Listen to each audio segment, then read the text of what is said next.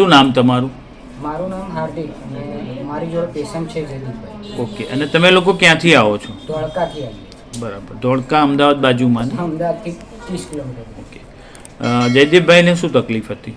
કાનમાં સંભળાતું ઓછું હતું અને અમુક ટાઈમે નાક ને મોં દબાઈને એ શ્વાસ બહાર કાઢવા જઈએ તો એ બાજુ તરફ સીટી અમુક ટાઈમ વાગી જતી હતી. બરાબર. અને અમુક એ પછી મને થોડુંક વાર સંભળાય ભાઈ પડતો બંધ થઈ જાય તો સંભળાતું નહોતું.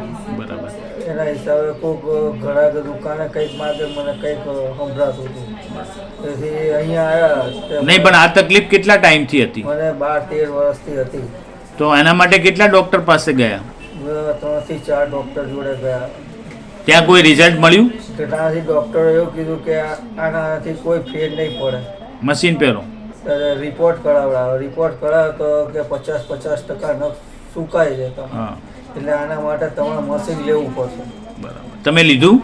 ના, મશીન 12 મહિના મેં લીધું નહીં અને 12 મહિના પછી હું અહીંયા આવ્યો. બરાબર. એનાથી અત્યારે જે કાનમાં ટીપા નાખ્યા એનાથી મને ફરક પડ્યો. રાહત થઈ ને? હા. તો તમને અમારું કામ કેવું લાગ્યું? 100% સારું.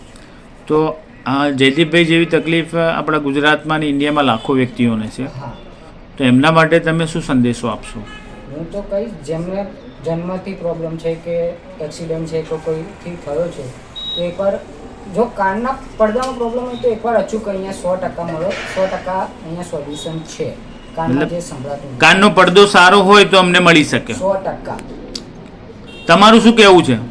મને આપણે તો તકલીફ દૂર થઈ જાય, સારું થઈ જાય એ માટે સારું છે. આપણે આજે સારું લાગ્યું ને તમને? આજે સારું લાગ્યું. Thank you.